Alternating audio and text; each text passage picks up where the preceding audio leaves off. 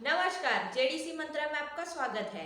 बढ़ते हैं खबरों की तरफ। बेटे की कस्टडी को लेकर इलाहाबाद हाईकोर्ट ने बड़ा और अहम फैसला सुनाया है।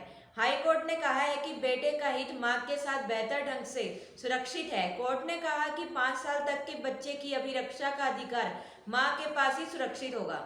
गौरतलब है कि याची आईटी इंजीनियर प्रीति राय ने अपने 3.5 साल के बेटे अद्वैत की कस्टडी दिलाए जाने की मांग की थी। अद्वैत अपने पिता प्रशांत शर्मा और दादा दादी के पास रह रहा है। प्रशांत के वकीलों ने याचिका का विरोध करते हुए कहा कि याचिका विचार योग्य या शोषणीय नहीं है, क्योंकि यहाँ माता पिता दोनों में से किसी की भी अभिरक्षा को अवैध नहीं कहा जा सकता है। सुनवाई के बाद फैसला सुनाते हुए जस्टिस जे मुनीर की एकल पीठ ने कहा कि 5 साल तक के बच्चे की अभिरक्षा का अधिकार मां के पास ही सुरक्षित है। किसी अन्य अभिभावक की तुलना में बच्चा मां के पास ही अधिक और बेहतर ढंग से सुरक्षित है। कोर्ट ने पिता प्रशांत को बच्चे की अभिरक्षा उसकी मां प्रीति को सौंपने का आदेश दिया है। जस्टिस जे मुनीर ने सीजेएम गाजियाबाद को निर्देश दिया कि वह उनकी उपस्थिति में आदेश का पालन सुनिश्चित करवाए। बढ़ते हैं अगली खबर की तरफ। सुप्रीम कोर्ट ने एक महत्वपूर्ण फैसले में व्यवस्था दी है कि हिंदू महिला के पिता की ओर से आए लोगों को उसकी संपत्ति में उत्तराधिकारी माना जा सकता है।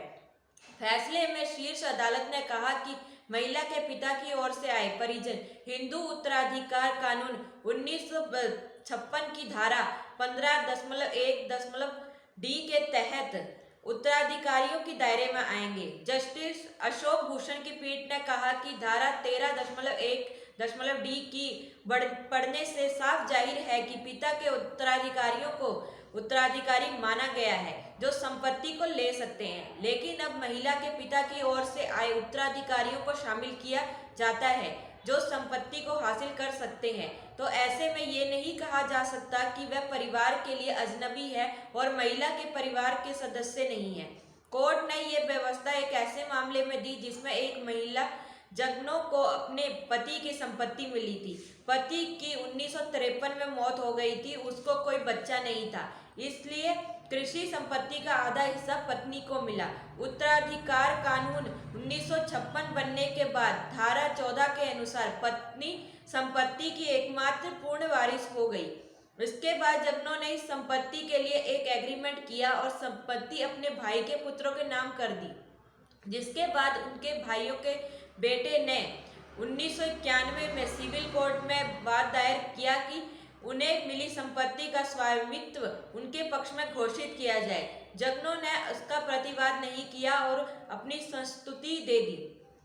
कोर्ट ने संपत्ति का स्वामित्व मंजूर डिक्री के साथ जगनों के भाई के बेटे के नाम कर दिया, लेकिन संपत्ति के इस स्थानांतरण का जगनों के पति के भाइयों ने विरोध किया और उन्होंने संस्तुति डिक्री को चुनौती दी। उन्होंने कहा कि हिंदू विधवा अपने पिता के परिवार के साथ संयुक्त हिंदू परिवार नहीं बनाती, इसलिए उसके पिता के बच्चों के नाम ये संपत्ति नहीं की जा सकती। पारिवारिक सेटलमेंट उन्हीं लोगों के साथ किया जा सकता है जिनका संपत्ति में पहले से ही अधिकार है, मगर हाईकोर्ट ने उनकी याचिका खारिज कर दी। इसके बाद वह सुप्रीम कोर्ट आए। सुप्रीम कोर्ट ने हिंदू उत्तराधिकार कानून की धारा 15.1 डी की व्यवस्था की और कहा कि हिंदू महिला के पिता की ओर से आए परिजन अजनबी नहीं है, वह भी परिवार का हिस्सा है। कानून में आए शब्द परिवार को संकीर्ण अर्थ नहीं दिया जा सकता, इसे विस्तारित अर्थ से देखना होगा। इसमें हिंदू महिला के परिजन भी शामिल होंगे। कोर्ट ने साथ में यह भी स्पष्ट किया कि ऐसी संपत्ति जिसमें पहले से ही अधिकार स्वीकृत है उस पर कोई संस्तुति डिक्री नहीं होती है तो उसे रजिस्ट्रेशन एक्ट की धारा 17.2 के तहत पंजीकृत करवाने की जरूरत भी नहीं है। बढ़ते हैं अगली खबर की तरफ। दिल्ली हिंसा को 1 साल हो गया, लेकिन अभी तक असल मुजरिम आजाद घूम रहे हैं। वहीं दिल्ली पुलिस मुस्लिम नौजवानों को दिल्ली हिंसा का आरोपी बनाकर फर्जी मुकदमों में फंसा रही है, जो खुद दिल्ली हिंसा की दोषी है। दिल्ली दंगों के दौरान पुलिस ने कई मौकों पर कोई कार्रवाई नहीं की तो कहीं दंगाइयों की मदद किया और कहीं कहीं पर तो सीधे तौर पर हिंसा में शामिल रही। उन दोषी पुलिस वालों पर आज तक कोई कार्रवाई नहीं हुई। दिल्ली सरकार ने 1,14,000 कैमरे का भी कुछ अता पता नहीं, जिसके जरिए दोषियों को सीसीटीवी फुटेज की मदद से आसानी से पकड़ा जा सकता था। गृह मंत्री की पुलिस भी दोषी है, लेकिन कोई कार्रवाई ना हुई और ना होगी। इतिहास गवाह है कि जब जब मुसलमान हक की आवाज बुलंद करता है, सबसे ज्यादा मिर्ची संघ को लगती है। खैर, दिल्ली हिंसा में कपिल मिश्रा सीधे तौर पर दोषी हैं। 23 फरवरी को उनके भड़काऊ भाषण के तुरंत बाद ही हिंसा शुरू हो गई। हालांकि उस वक्त कपिल मिश्रा के बयान और जाफराबाद में बढ़ती भीड़ से डिप्टी कमिश्नर वेद प्रकाश पूरे भलीभांति वाकिफ थे कि हिंसा किसी भी वक्त भड़क सकती है। अगर चाहते तो जफराबाद में इकट्ठा हुई दंगाई भीड़ पर सख्त कार्रवाई करके हिंसा रोकी जा सकती थी, लेकिन उनकी खामोशी उनकी बेबसी बता रही थी कि दंगाइयों पर कार्रवाई न करने का ऊपर से कितना दबाव रहा होगा। अगर पुलिस चाहती तो हिंसा पर 1 घंटे में काबू पा सकती थी, लेकिन जानबूझकर हिंसा को बढ़ावा दिया गया। 3 दिन तक पुलिस सुलगती रही 3 दिन तक दिल्ली सुलगती रही, किसी ने कुछ नहीं किया और वही हुआ जिसका सभी को अंदेशा था। हिंसा शांत होने के बाद मुसलमानों की धरपकड़ का खेल शुरू हो गया। जो हुआ अचानक नहीं हुआ, हिंसा का पटकथा पहले से लिखी जा चुकी थी, बस अमल करना बाकी था। ऐसे में हमें जब ये विश्वास दिलाया जाता है कानून सबके लिए बराबर है, तो अंदर कुछ टूट फूट जाता है। बढ़ते हैं अगली खबर की तरफ। टूल किट मामले में दिल्ली की एक अदालत ने दिशा रवि को जमानत दे दी, साथ ही उन्हें देश से बाहर ना जाने तथा पुलिस जांच में सहयोग करने का आदेश भी दिया है। दिल्ली की एक सत्र अदालत ने मंगलवार को जलवायु परिवर्तन कार्यकर्ता दिशा रवि को जमानत दे दी है।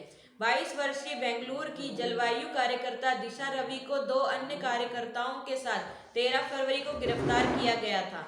उन पर आरोप था कि स्वीडिश कार्यकर्ता ग्रेटा थर्नबर्ग द्वारा भारत में हो रहे कृषि कानूनों के विरोध में जो ट्वीट किया गया था, उसका टूल किट दिशा रवि ने टेलीग्राम ऐप के माध्यम से ग्रेटा थर्नबर्ग को भेजा था। दिल्ली पुलिस ने आरोप लगाया कि दस्तावेज के निर्माण और प्रसार में दिशा रवि प्रमुख साजिशकर्ता थी और उन्होंने खालिस्तानी समूह पोएटिक जस्टिस फाउंडेशन पीजेएफ के साथ मिलकर भारतीय राज्य के खिलाफ असहमति फैसले के लिए सहयोग किया था। उसके बाद दिशा रवि को सोमवार तक की न्यायिक हिरासत में भेज दिया गया था। मंगलवार को सुनवाई के दौरान इसका फैसला सुनाते हुए अदालत ने कहा कि जांच एजेंसियों को अपनी भविष्यवाणियों के आधार पर नागरिक की स्वतंत्रता को प्रतिबंधित करने की अनुमति नहीं दी जा सकती है।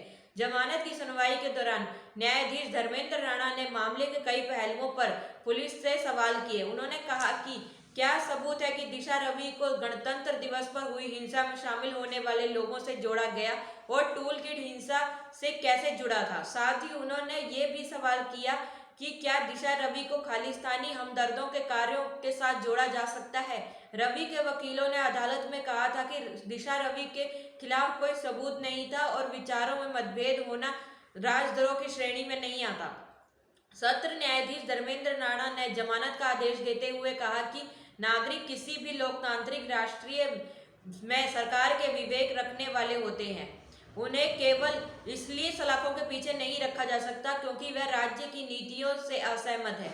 अदालत ने कहा, बोलने और अभिव्यक्ति की स्वतंत्रता के आधार में वैश्विक राय लेने का अधिकार शामिल है। साथ ही यह भी कहा कि टूल किट का निर्माण अपराध नहीं है। राणा ने कहा कि मेरे विचार में व्हाट्सएप ग्रुप बनाना या किसी सहज टूल किट का संपादन होना कोई अपराध नहीं है। सरकार ने 26 जनवरी को विरोध मार्च की दिल्ली में अनुमति दी थी, इसलिए दिशा रवि ने सह अभियुक्त शंतनु के दिल्ली में विरोध प्रदर्शन के भाग लेने कुछ भी गलत नहीं है। साथ ही अदालत द्वारा यह भी कहा गया कि इस बात की भी पुष्टि नहीं होती है कि आरोपियों ने अपने सहयोगियों के साथ कृषि कानूनों के खिलाफ विरोध प्रदर्शन करके बहाने भारतीय दूतावास और विशेष रूप से भारत के प्रतीकों यानी योग और चाय पर हमला करने का संकल्प लिया है। अदालत ने कहा कि यह बात किसी भी तरह साबित नहीं होती कि अपराधी 26 जनवरी को पीजीएफ के संस्थापकों के साथ हिंसा करने के लिए सहमत हुए थे या उन्होंने कोई उद्देश्य साझा किए थे। पुलिस इस तरह के अनुमानों का सहारा लेकर किसी भी नागरिक की स्वतंत्रता प्रतिबंधित करके सलाखों के पीछे नहीं डाल सकती है। बढ़ते हैं अगली खबर की तरफ। भारत चीन की सीमा पर तनाव के बीच खबर थी कि भारत चीन की कंपनियों को निवेश की मंजूरी दे रहा है। लेकिन विदेश मंत्रालय से जुड़े अधिकारियों ने बताया कि भारत में चीन के साथ किसी भी तरह के निवेश को मंजूरी देने पर कोई विचार नहीं किया गया है। अधिकारियों ने रिपोर्ट को तथ्यात्मक रूप से गलत बताकर खारिज कर दिया।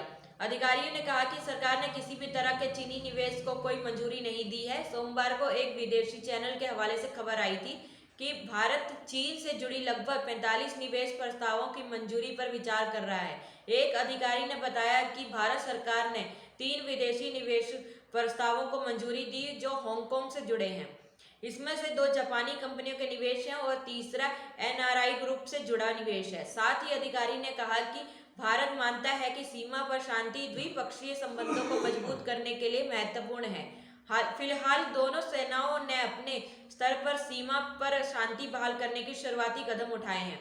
इस बार चीन के कदमों को लेकर सरकार कोई जल्दबाजी नहीं करेगी। वास्तविक नियंत्रण रेखा पर चीन के अगले कदम क्या होंगे, इस पर सरकार पूरी तरह से नजर बनाए हुए है। वहीं भारत ने चीन पर जो प्रतिबंध लगाए हैं उनको हटाने में कोई जल्दबाजी नहीं की जाएगी। सरकार ने जिन 3 विदेशी निवेश को मंजूरी दी है वह हांगकांग में स्थित कंपनियों के हैं।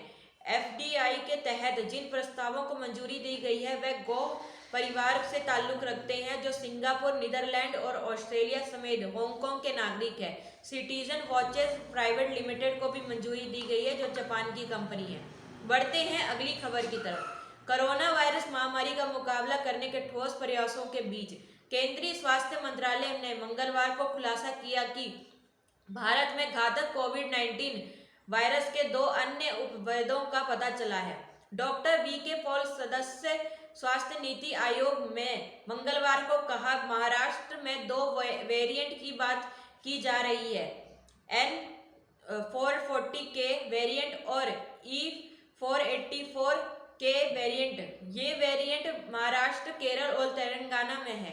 कोरोना वायरस के 3 उत्परिवर्तित उपभेद यूनाइटेड किंगडम, दक्षिण अफ्रीका और ब्राजील में से प्रत्येक देश में पहले से मौजूद हैं। वी.के. पॉल ने कहा, हमारे पास उपलब्ध जानकारी के आधार पर ये भिन्नताएं हैं, लेकिन वैज्ञानिक जानकारी के आधार पर हमारे विश्वास करने का आज कोई कारण नहीं है कि ये महाराष्ट्र और केरल के कुछ जिलों में दिखाई देने वाले प्रकोपों के लिए जिम्मेदार है। इसके अलावा उन्होंने कहा कि यूके स्ट्रेन के साथ 187 व्यक्तियों का पता चला है। 6 लोग दक्षिण अफ्रीकी स्ट्रेन और एक ब्राजीलियन स्ट्रेन के साथ भारत में आज तक हैं। वहीं सचिव स्वास्थ्य मंत्रालय राजेश भूषण ने बताया कि अभी भी 2 राज्य हैं जिसमें 75% सक्रिय मामले हैं, केरल और महाराष्ट्र। केरल में देश के कुल सक्रिय मामलों का 38% है, जबकि महाराष्ट्र में कुल सक्रिय मामलों का 37% है। बढ़ते हैं अगली खबर की तरफ। व्हाट्सएप प्राइवेसी पॉलिसी 15 मई से प्रभावित हो जाएगी। व्हाट्सएप ने इस बात की जानकारी जनवरी में ही दे दी थी। कंपनी का कहना है कि कुछ महीने ही बचे हैं और अगर यूजर ने नई पॉलिसी को एक्सेप्ट नहीं किया तो वह सभी फीचर का एक्सेस खो देंगे, यानी कि वह व्हाट्सएप का इस्तेमाल नहीं कर पाएंगे। मूल रूप से व्हाट्सएप के मर्चेंट स्पोर्ट्स को भेजे गए एक ईमेल में व्हाट्सएप ने कहा कि जो लोग 15 मई तक बदलावों को स्वीकार नहीं करेंगे वह इस ऐप से मैसेज को पढ़ने या भेजने में सक्षम नहीं होंगे, लेकिन कुछ समय के लिए ये यूजर्स कॉल और नोटिफिकेशन रिसीव करने में सक्षम होंगे। ईमेल में व्हाट्सएप द्वारा बताए गए एक FAQ पेज का लिंक भी शामिल है, जिसमें बताया गया है कि जो यूजर नई प्राइवेसी पॉलिसी को स्वीकार नहीं करना चाहते हैं वो 15 मई से पहले अपने अकाउंट को डिलीट कर सकते हैं, रिपोर्ट डाउनलोड कर सकते हैं और अपने पुराने चैट इंपोर्ट कर सकते हैं। व्हाट्सएप ने एक ब्लॉग पोस्ट में ये स्पष्ट किया है, मौजूदा शर्तें और privacy policy update personal messages को प्रभावित नहीं करते हैं। परिवर्तन व्हाट्सएप पर ऑप्शनल बिजनेस फीचर से संबंधित है। कंपनी ने इसमें बताया है कि हम डेटा कैसे एकत्रित करते हैं इसके बारे में और अधिक पारदर्शिता प्रदान करते हैं। व्हाट्सएप ने शुरुआत में 8 फरवरी को इन बदलावों को लागू करने की योजना बनाई थी, लेकिन यूजर से प्रतिक्रिया प्राप्त करने के बाद कंपनी ने प्रभावी तारीख बढ़ा दी। व्हाट्सएप का कहना है कि अपडेट के आसपास कितना भ्रम है, ये बात हमने अभी सुनी है। चिंता पैदा करने के लिए बहुत ही गलतफहमियां हुई हैं। कंपनी के अनुसार यूजर को मई तक बदलावों की समीक्षा करने के लिए पर्याप्त समय मिलेगा और व्हाट्सएप ने बताया है कि नई पॉलिसी में क्या बदलाव आएगा और क्या पहले जैसा रहेगा। अगर आपको भी व्हाट्सएप को लेकर कंफ्यूजन है तो उसके पास से अच्छा मौका है कि मई के 20 समय निकालकर इसके बारे में सावधानी से पढ़ लें। बढ़ते हैं अगली खबर की तरफ। जीमेल, नेटफ्लिक्स और लिंक्डइन पर अकाउंट रखने वाले यूजर का ये खबर बड़ा झटका दे सकती है, क्योंकि दुनिया भर के 300 करोड़ यूजर का डेटा लीक हो चुका है। लीक हुए डेटा में यूजर की आईडी और पासवर्ड जैसी खास जानकारी शामिल है। दी सन की रिपोर्ट के मुताबिक इस डेटा लीक को सबसे बड़ा सिक्योरिटी ब्रीच माना जा रहा है। इसमें जीमेल, नेटफ्लिक्स और लिंक्डइन के 300 करोड़ लोगों के पासवर्ड लीक हुए हैं। रिपोर्ट के अनुसार ये पहली बार हुआ है कि किसी डेटा लीक में नेटफ्लिक्स और लिंक्डइन के प्रोफाइल भी शामिल है। रिपोर्ट के अनुसार हैकर ने लगभग 1500 करोड़ अकाउंट को टारगेट किया था, जिसमें से लगभग 300 करोड़ यूजर के आईडी और पासवर्ड को हैक किया गया है। इसमें लिंक्डइन और नेटफ्लिक्स के 11.7 करोड़ यूजर का डेटा भी शामिल है। इसके अलावा यह भी कहा जा रहा है कि हैकर्स ने इस डेटा को ऑनलाइन अपलोड भी कर दिया है और वह इसका इस्तेमाल दूसरे अकाउंट को हैक करने के लिए कर रहा है। अगर आप भी जीमेल, नेटफ्लिक्स या फिर लिंक्डइन यूजर हैं तो अपने अकाउंट के लीक को लेकर जानकारी पाना चाहते हैं तो फिक्र करने की जरूरत नहीं है। आज हम आपको एक ऐसा तरीका बताने जा रहे हैं जिससे आप आसानी से जानकारी पा सकते हैं। उसके लिए आप नीचे दिए गए डिस्क्रिप्शन पर जा सकते हैं। सभार, डेली हंट, डेली होम। धन्यवाद। जेडीसी मंत्रा।